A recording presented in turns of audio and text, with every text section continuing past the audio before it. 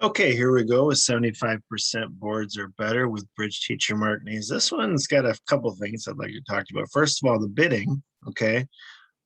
Bidding wise, I overcall a diamond. I do have both the minors, but I'm 6'4". So I don't have a unusual no trump option. I'd be showing 5'5". So I overcall the diamonds, and then it comes back to me, so they bid a heart, bid a spade, and they come back with two hearts showing long hearts and not spades with partner and vice versa. They pass and it comes back to me. So I have a decision to make. Do I bid three diamonds or three clubs? I happen to be in the camp that I'll tend to show the other four card suit. And I think because I have the unusual no trump bid as an option, to me, it tells my partner, my distribution, that, well, they'll probably think I only have five diamonds. So I certainly could be 5-4 in this bidding sequence. It turned out I was 6-4. So I tend to show the other four to give partner a choice.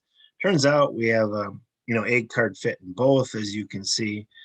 But I do decide to bid the three clubs and partner passes. Okay.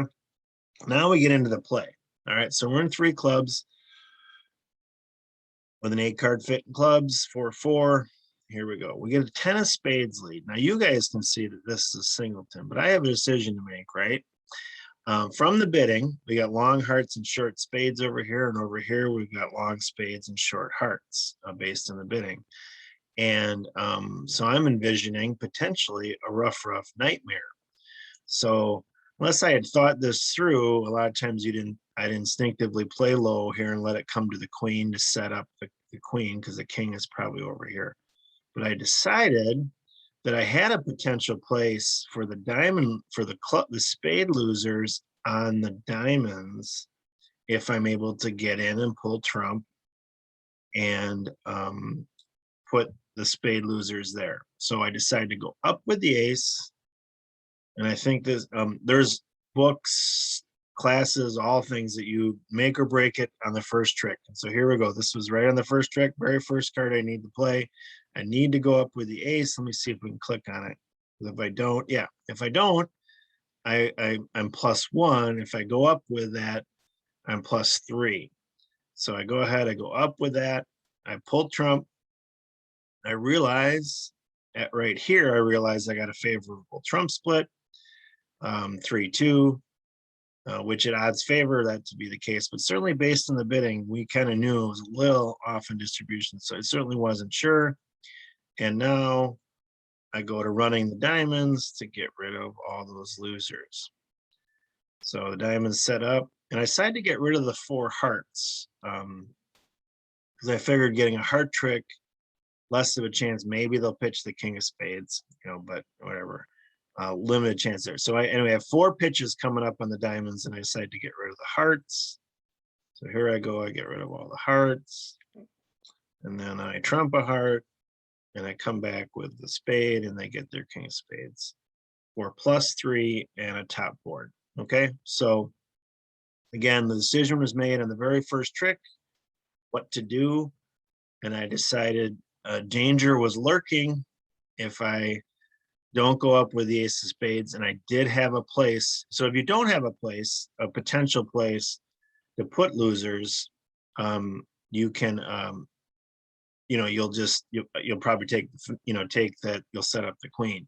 But I did have a potential place, and it worked, and I was +3. Okay, so make your plan.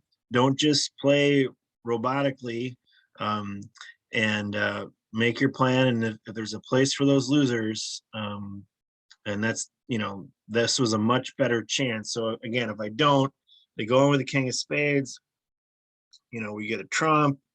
They can even actually it would just be ugly. Oh, well, it turns out it's +1. If you don't know the double dummy, I did a video on it, on my channel. You can search for it, how to use double dummy. But that's a technique you can use to see what card you could have played at a certain time or defended, how it maybe would have been a different result. In this one, we would have had a different result if I would have played a lower spade.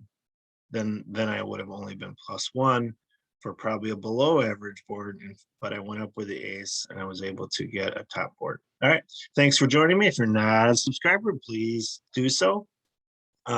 Smash that like button, ask any question below or any comments. If you have any thoughts on how you would have played this one or bid it. Like I said, there's plenty of people that have been, and I was really close, I will admit, but I tend to be in the camp of showing the 4-card suit and hope that I get a chance to rebid and show the 6-card suit. But partner could have been void here in diamonds, and I wanted to give them another option. I had a strong playing hand, so I gave them the option of the clubs, and they took it. So anyway, we'll see you next time. And on 75% boards or better with bridge teacher Mark Nehs.